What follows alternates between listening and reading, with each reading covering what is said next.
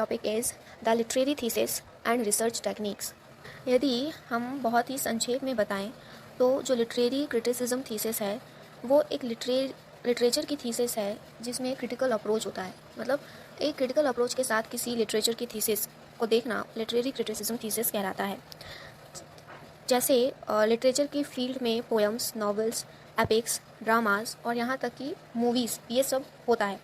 तो ये जो थीसिस है वो इन लिटरेरी प्रोडक्शंस की क्रिटिसिज्म पर ध्यान देगा, क्रिटिसिज्म इनका प्रोड्यूस करेगा।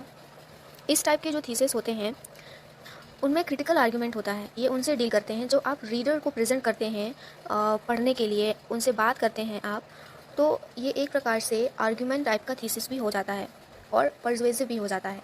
यदि आपको अपना लिटरेरी क्रिटिसिज्म का विकास करना है तो आपको ऐसे मेथड्स अपनाने होंगे और कुछ आवश्यक डिमॉन्स्ट्रेशंस देने होंगे लोगों को। मतलब आपकी मेथड बहुत अच्छी होनी चाहिए, आपका डिमॉन्स्ट्रेशन बहुत अच्छा होना चाहिए। चाहे वो कोई नैरेटिव टेक्स्ट हो, पोएटिक टेक्स्ट हो, किसी पर भी आप फोकस कर रहे हो, आपको अपने आर्ग्यूमेंट को अच्छी तरीके से प्रेजेंट करना पड़ेगा, उसका डिमॉन्स्ट्रेशन अच्छे तरीके से देना पड़ेगा। थीसिस से मतलब जो है वो डेवलपमेंट से है आपके नॉलेज का डेवलपमेंट होगा। जो आपकी क्रिटिकल अप्रोच है वो डिफरेंट टेक्स्ट के अकॉर्डिंग वेरी करेगी, है ना, जो आपने अपने पेपर के लिए चूज़ किया है, और उसी के अकॉर्डिंग आपको ग्रेड्स मिलेंगे। इसके लिए, इस विकास के लिए आपको कुछ स्टेप्स फॉलो करने पड़ेंगे, starting from choosing a text, developing a thesis statement और critical statement, determining secondary text, thesis writing, revising the thesis etcetera. तो जो स्टेटमेंट है उसका बड़ा महत्व है क्योंकि वो सेंट्रल आइडिया देगा, वो आपके विचारों को स्पष्ट करेगा वहाँ जब आप क्रिटिसिज्म में आगे बढ़ेंगे। जितनी आप सतर्कता से पढ़ेंगे, इंटेलिजेंट राइटिंग करेंगे, है ना, अपने लिटरेरी क्रिटिसिज्म थीसिस में, तो ये आपके लिए उतना ही अच्छा रहेगा। जब आप किसी लिटरेरी वर्क्स पर लिख रहे हों तो आपकी लैंग्वेज भी लिटरेरी ही होनी चाहिए, इम्प्रेसिव होनी चाहिए। तो जो भी आप अपना वर्क प्रोड्यूस कर रहे हैं वो ओरिजिनल होना चाहिए, जो बहुत सारे लोगों से कंसल्ट करने के बाद आएगा। एक्सपर्ट्स से, जो लिटरेरी फील्ड में एक्सपर्ट हैं, उनसे जब आप बात करेंगे तो उनसे डिस्कस करके आप अपना एक ओरिजिनल वर्क प्रोड्यूस करेंगे, वो बहुत ही इंप्रेसिव होगा। और इसके लिए आपको डेप्थ में रिसर्च करनी पड़ेगी, सोर्सेज में जाना पड़ेगा, आपको बिल्कुल एक स्टूडेंट की तरह काम करना पड़ेगा। It should include any short stories, poems, novels and films in accordance with the rules set by your institutions. It can also include the critical writings. देखो, जब आपके पास रिसर्च करने की मेथड और टूल्स हैं तो आप फिर, अगर आप एमफिल करने जा रहे हो तो फिर आप अपना टॉपिक सेलेक्ट करते हो, या थीसिस या पीएचडी करने जा रहे हो तो आप थीसिस या डॉक्टोरल डिसर्टेशन का टॉपिक सेलेक्ट करते हो, और आपको अपनी रिसर्च के दौरान 2 या 3 रिसर्च पेपर पब्लिश करा लेने चाहिए। और जो एमफिल होता है वो रिसर्च पेपर से बड़ा होता है, एनलार्ज होता है। जो रिसर्च स्टूडेंट है, जो रिसर्च पेपर लिखने जा रहा है या थीसिस लिखने जा रहा है, उसको पता होना चाहिए डिफरेंसेस। अगर उसको ये नहीं पता है तो फिर उसको अपना गोल सही से समझ में नहीं आएगा। The research paper, MPhil, thesis and doctoral dissertation are all products of research and require the same kind of labor, perseverance and sincerity. The only difference is that of range. केवल बड़े छोटे का ही अंतर होता है, वरना बाकी प्रक्रिया तो समान ही रहती है। तो पहले हम रिसर्च पेपर को देखते हैं कि रिसर्च पेपर क्या है। जो रिसर्च पेपर है वो एक डॉक्यूमेंटेड आर्टिकल है जिसकी जो लेंथ है वो ना ज़्यादा बड़ी होती है ना ज़्यादा छोटी होती है।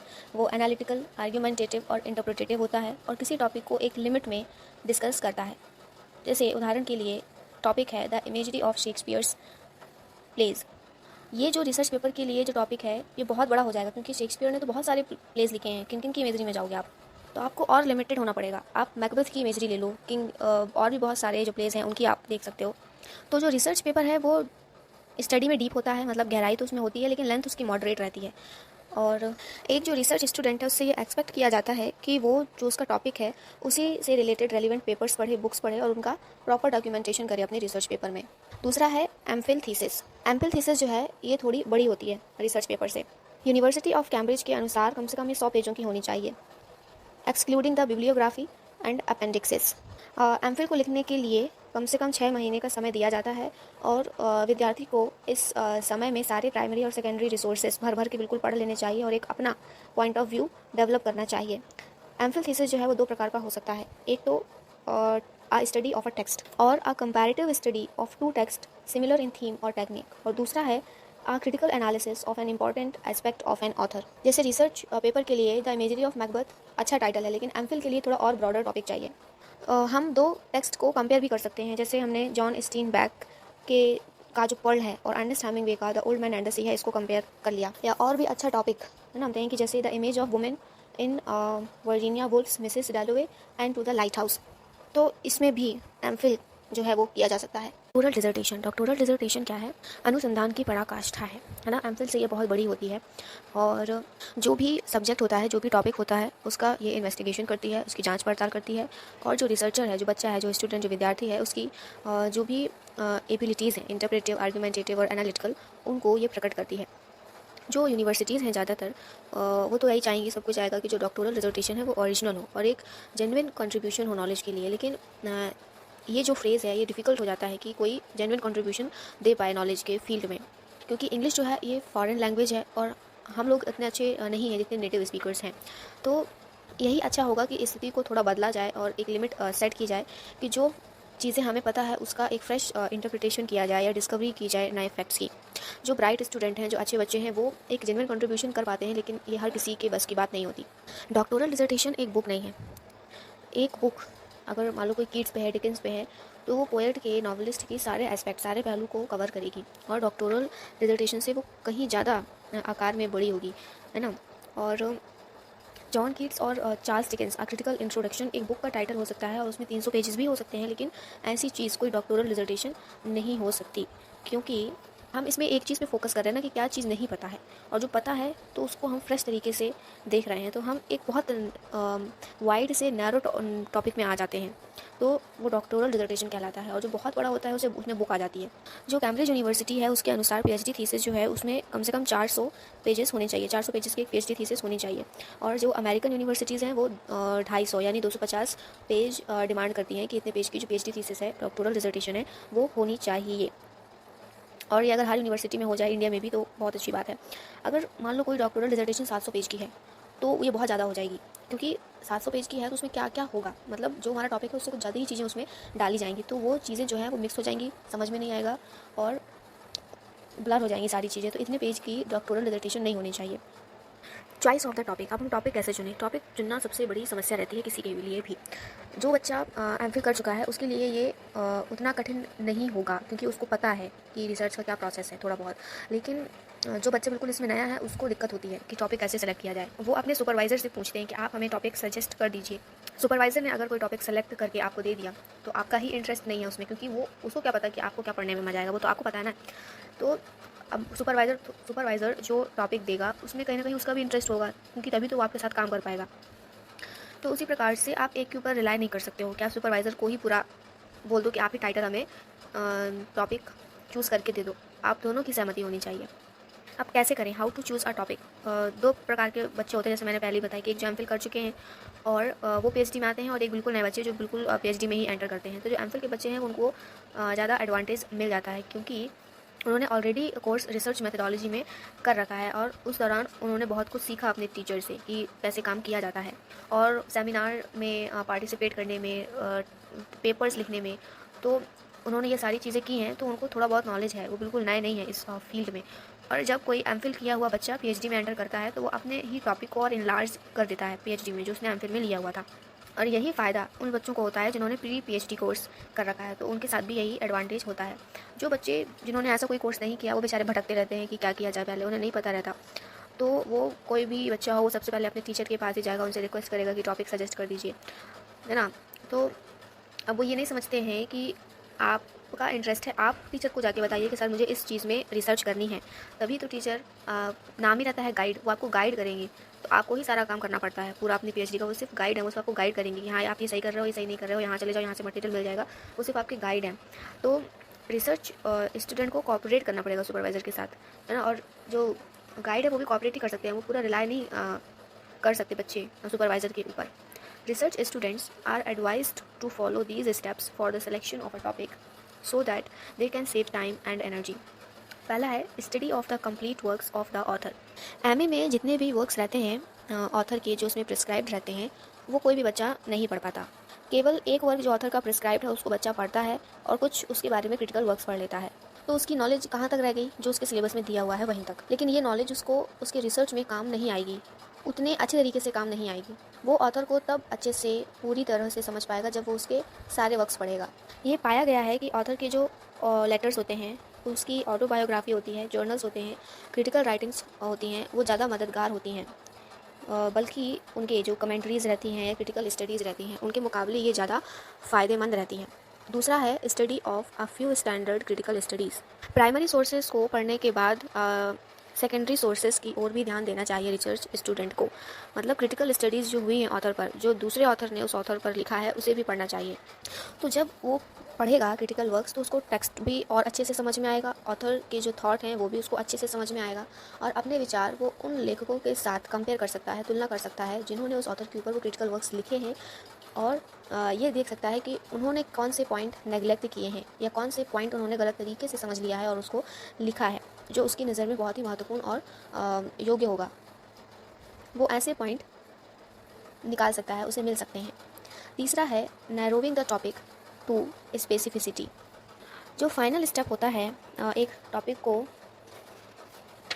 चूज़ करने में, वो क्या है कि आप टॉपिक को छोटा करते जाइए, छोटा करते जाइए, जितना मतलब छोटा हो सके, जो पीएचडी थीसिस के हिसाब से सही हो। जैसे आपने चूज़ किया कि WB, आपने सारे वर्क्स पढ़ लिए WB ईट्स के और कुछ क्रिटिकल बुक्स पढ़ ली उसके ऊपर, और आपने डिसाइड किया कि आपका टॉपिक होगा a critical study on WB Yeats poetry. लेकिन ये टॉपिक अभी बड़ा है, क्योंकि पोइट्री तो उन्होंने बहुत सारी लिखी है। ये टॉपिक बुक का हो सकता है लेकिन डॉक्टोरल डिसर्टेशन का नहीं हो सकता। तब आप इसको और छोटा करेंगे। Myths in the poetry of WB Yeats, ये उससे आप छोटा है, क्योंकि उन्होंने जिन जिन पोइट्री में मिथ्स डाले होंगे अब आप सिर्फ उन्हीं को सेलेक्ट करेंगे। लेकिन इसको अभी आप और छोटा कर सकते हैं। कौन से myth? Greek mythology, Irish mythology या इंडियन माइथोलॉजी। तो आपने डिसाइड किया कि आप Irish mythology in the poetry of WB Yeats, ये टॉपिक रहेगा। तो आपको मटेरियल कलेक्ट करने में भी सुविधा होगी। अब आप आयरिश मिथ्स पर डीप स्टडी कर सकते हैं। आप ये भी बता पाएंगे कि WB ईट्स कहाँ तक सफल रहे हैं आयरिश मैथोलॉजी को अपनी पोइट्री में यूज़ करने में। The study will be deep, penetrating and illuminating. कोई भी टॉपिक अपने आप में अच्छा या बुरा नहीं होता है। पहले जो हमें शुरुआत में टॉपिक जो अच्छा लग रहा है, मान लो हमने 6 महीने उस पर कुछ पढ़ा, 1 साल पढ़ा, फिर हमको नहीं अच्छा लग रहा, हम बोर हो रहे हैं, हमारा दिमाग ही नहीं चल रहा। और कभी कभी ऐसा होता है कि जो टॉपिक हमको शुरुआत में बहुत बोरिंग लगता है या हमको लगता है कि हमारे इंटरेस्ट का नहीं है, उतने इंटरेस्ट का नहीं है, मतलब थोड़ा तो है लेकिन उतना नहीं है, लेकिन बाद में वो उसमें इंटरेस्ट फिर बन जाता है, उसमें ज़्यादा हमको मटेरियल्स मिल जाते हैं, ज़्यादा हमारा जो माइंड है वो खुल जाता है। और इंटरेस्ट किसी भी टॉपिक में तभी होगा जब कुछ प्रायर नॉलेज होगा उसका हमारे पास पहले से, तो वही एक टॉपिक को अच्छा या बुरा बना सकता है, इंटरेस्टिंग या डिसइंटरेस्टिंग बना सकता है। लेकिन कोई भी टॉपिक अपने आप में अच्छा या बुरा नहीं होता है, वो अलग अलग पर्सनस के पर्सनालिटी पर डिपेंड करता है, एटीट्यूड पर डिपेंड करता है। Criteria for selection of a topic, adequate supervision. जो भी रिसर्च स्टूडेंट है उसको ये पक्का कर लेना चाहिए कि जो वो सुपरवाइज़र चुनने जा रहा है, जिसका वो चुनाव करने जा रहा है, वो उसके टॉपिक में एक्सपर्ट है, उसको कुछ प्रायर नॉलेज है। यदि सुपरवाइज़र अमेरिकन ऑथर में एक्सपर्ट है और बच्चा चला गया उसके पास ब्रिटिश लिटरेचर लेके, तो वो हेल्प नहीं कर पाएगा उतनी अच्छी तरीके से। सबसे जो ज़रूरी बात है वो ये है कि क्या जो गाइड है, जो सुपरवाइज़र है, वो पर्याप्त समय दे पाएगा बच्चे को। क्योंकि बहुत सारे जो प्रोफेसर्स रहते हैं वो हेड ऑफ़ डिपार्टमेंट रहते हैं, कोई डीन्स रहता है फैकल्टी का या प्रिंसिपल होते हैं किसी कॉलेज के, तो वो प्रशासन के काम में इतने व्यस्त हो जाते हैं कि वो बच्चों को समय नहीं दे पाते। क्योंकि ये बहुत ज़रूरी है कि जो भी आपका गाइड सुपरवाइज़र है उससे आपकी बातचीत होती रहे, जो समस्याएं बीच बीच में आ रही हैं उसको आप उनसे डिस्कस करें, अपनी समस्याएं बताएं, तो वो उनका सॉल्यूशन देंगे। बातचीत होना बहुत ज़रूरी है। सेकंड है interest in the topic. Interest topic में होना चाहिए, ना कि टॉपिक इंटरेस्टिंग होना चाहिए। तो इसका मतलब ये नहीं है कि टॉपिक इंटरेस्टिंग होना चाहिए, इंटरेस्टिंग तो आप बनाएंगे उसको। तो रिसर्च स्टूडेंट का उस टॉपिक में इंटरेस्ट होना चाहिए, लेकिन वो लाएगा कैसे? साइकोलॉजिस्ट जो होते हैं वो कहते हैं, उनका ये मानना है, और ये रियल लाइफ में भी हम देखते हैं कि जिस चीज़ के बारे में हमें थोड़ा ज्ञान है पहले से, और वही चीज़ कोई अगर दूसरा बता रहा है तो हमको ज़्यादा अच्छे से समझ में आएगी और हम ध्यान से उसको सुनते हैं। तो आप जिस टॉपिक पर भी रिसर्च करने चाह रहे हैं, तो आप उस ऑथर के सारे वर्क्स पढ़ डालिए, उसके क्रिटिकल वर्क्स पढ़ डालिए, तब आपको ऑथर और उसकी एज में थोड़ा इंटरेस्ट आएगा और आपकी नॉलेज फ्यूचर में काम आएगी, और आप बाकी सारे पॉइंट्स को अच्छी तरीके से समझ पाएंगे। जो क्रिटिक के पॉइंट्स हैं उनको आप अच्छे तरीके से समझ पाएंगे और एक अपना जो व्यक्तिगत विचार है उसको विकसित कर पाएंगे। थर्ड है टाइम फैक्टर। जैसे कि पहले भी बताया गया कि बुक और डॉक्टोरल डिसर्टेशन में अंतर होता है। बुक जो है वो ऐसे तुरंत नहीं लिख दी जाती है, वो बहुत लंबे समय का अनुभव होती है बुक किसी के, और या तो डॉक्टोरल डिसर्टेशन का रिवीजन होती है। लेकिन बुक जो है वो बहुत सारे अनुभव लेकर आती है किसी भी व्यक्ति का जो बुक लिखता है। और डॉक्टोरल डिसर्टेशन को लिखने के लिए तो हमारे पास केवल 5 साल ही रहते हैं। The universities where students have to do MPhil और undergo the pre PhD course, the total time for writing is reduced to 2.5 years। इसी समय में रिसर्चर को टेंटेटिव बिब्लियोग्राफी बनानी है, मटेरियल्स कलेक्ट करने हैं, नोट्स बनाने हैं, और जो उसने डाटा कलेक्ट किया है उसको अच्छे तरीके से अरेंज करना है, ड्राफ्ट लिखना है 3 डिसर्टेशन के, और उसको टाइप करवाना है, फिर प्रिंटर के पास भेजना है, टाइटल प्रिंट करवाना है और कवर पेज भी। तो इन समय में इन सारी चीज़ों में समय लगेगा, बहुत समय लगेगा। तब जब दोनों के लिए ही ये फील्ड बिल्कुल नहीं हो, रिसर्चर के लिए भी और सुपरवाइज़र के लिए भी। इसीलिए ऐसा सब्जेक्ट चूज़ करो कि वो इन 5 सालों में कंप्लीट हो जाए। और अगर आपको लगता है कि ये नहीं हो पाएगा इतने समय में कंप्लीट, तो आपको टॉपिक चेंज कर देना चाहिए।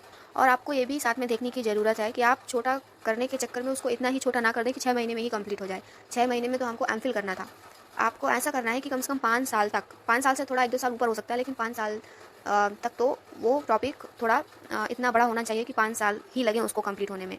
4th है लाइब्रेरी फैसिलिटीज़। हर लिटरेरी रिसर्च के लिए लाइब्रेरी जो है वो बहुत ही इंपॉर्टेंट है, उसकी फैसिलिटी तो होनी ही चाहिए। इसीलिए टॉपिक सेलेक्ट करने से पहले बच्चे को ये देख लेना चाहिए कि उसके पास जो लाइब्रेरी है वो उसको वो सारी महत्वपूर्ण बुक्स, जर्नल्स प्रोवाइड करा सकती है कि नहीं। ये तो निश्चित ही है कि हर लाइब्रेरी में सारी चीज़ें नहीं मिल पाएंगी, बहुत सारी लाइब्रेरी से बात करनी पड़ेगी, मतलब लाइब्रेरियन से, बहुत सारे लाइब्रेरीज़ में हमको जाना पड़ेगा, लेकिन कुछ तो मिले। जो बहुत ही महत्वपूर्ण पुस्तकें हैं वो तो वहाँ मिल ही जाएँ उस लाइब्रेरी में। We can go to other libraries for supplementary reading. और यदि ऐसा नहीं है तो उसको बहुत सारा समय, अपना मनी, अपनी एनर्जी, मटेरियल्स को फाइंड करने में लगानी पड़ेंगी, और हो सकता है कि इतने प्रयास करने के बाद भी उसे वो सारी पुस्तकें ना मिल पाएँ जो उसके टेंटेटिव बिब्लियोग्राफी में है। तो आप इसी बीच अपने रिसर्चर की मदद भी सुपरवाइज़र की जो मदद है वो ले सकते हैं। वो आपको बता सकते हैं कि आप किस लाइब्रेरी में जा सकते हैं, या किसी लाइब्रेरी में नहीं मिल रही है तो वो कुछ आपको ऐसे सोर्सेस बता देंगे कि आप ऑनलाइन पढ़ लो, या उनके पास कुछ बुक्स रखी होंगी तो वो दे सकते हैं आपको। जैसे मान लीजिए किसी बच्चे ने डिसाइड किया अपने सुपरवाइज़र के साथ कि सोमरसेट मॉगम जो है उस पर रिसर्च करना है, तो उसको नॉवेल्स तो मिल जाएंगी, लेकिन ऐसी कोई बुक नहीं मिलेगी या फुल लेंथ स्टडी उसको नहीं मिलेगी करने को जो सोमरसेट मॉगम पर बेस्ड हो। तो 1-1.5 साल बाद वो ये प्रोजेक्ट छोड़ देगा। 5th है न्यू एरिया ऑफ इन्वेस्टिगेशन। तो कोई भी टॉपिक जैसे आपने सेलेक्ट कर लिया तो ये भी देख लेना चाहिए कि वो टॉपिक पर रिसर्च हो तो नहीं चुकी है, कोई स्टडी हो तो नहीं चुकी है। जो यूनिवर्सिटीज़ हैं वो लिस्ट प्रोवाइड कराती हैं अपने डॉक्टोरल डिसर्टेशंस की, तो आप वहाँ पर जाकर देख सकते हैं। तो जो अब UGC है उसने भी ये पब्लिशिंग करना स्टार्ट कर दिया है डॉक्टोरल डिसर्टेशंस के टाइटल की, जो हर यूनिवर्सिटीज़ में हैं, जो हम ऑनलाइन देख सकते हैं कि यूनिवर्सिटीज़ में जो भी PhDs कराई गई हैं तो उनके टाइटल्स क्या हैं, किन किन टॉपिक पर PhD हो चुकी है ना। स्रोत गंगा इसका सबसे अच्छा एग्जांपल है। यदि कोई ऐसे टॉपिक पर रिसर्च कर रहा है जिस पर रिसर्च हो चुकी है तो उसको रीज़न देना पड़ेगा कि वो क्यों कर रहा है। शायद उसको उस टॉपिक में कोई नया फैक्ट मिल गया हो, या पुरानी रिसर्च जो है उसमें कोई फॉल्ट है। 6th है डेड ऑथर्स और लिविंग ऑथर्स। पहले जो रिसर्च डिग्री कमेटीज़ थी वो लिविंग ऑथर्स पर रिसर्च करने के लिए अलाउ नहीं करती थी, लेकिन अब उन्होंने अलाउ कर दिया है, और अब बच्चे Edward Elby, Arnold Wesker, Harold Pinter, William Golding और बहुत सारे पोएट्स, ड्रामेटिस्ट, नॉवलिस्ट पर जो अभी जीवित हैं उस पर रिसर्च कर सकते हैं। सबसे बड़ी दिक्कत ये रहती है लिविंग ऑथर्स के साथ कि कुछ अभी भी लिख रहे हैं और कुछ लोगों पर ज़्यादा क्रिटिकल वर्क्स नहीं है। मान लीजिए कोई बच्चा किसी लिविंग ऑथर पर रिसर्च कर रहा था और उसका वो कंप्लीट भी हो गया और उसने वो टाइप करा लिया, वो बाउंड भी हो गई, और अब निकलती हैं ऑथर की 2 और नई बुक मार्केट में, तो अब वो उनका सेकेंडरी सोर्स कहाँ से लाएगा? मतलब क्रिटिकल वर्क्स तो लिखा ही नहीं किसी ने उसके ऊपर, और आप रिव्यूज़ और क्रिटिकल इंट्रोडक्शंस पर भरोसा कर नहीं सकते।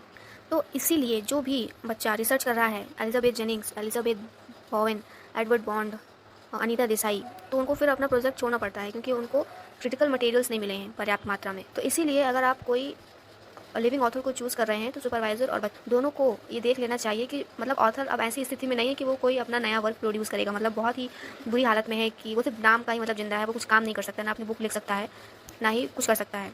तब आप उस पर रिसर्च कर सकते हैं।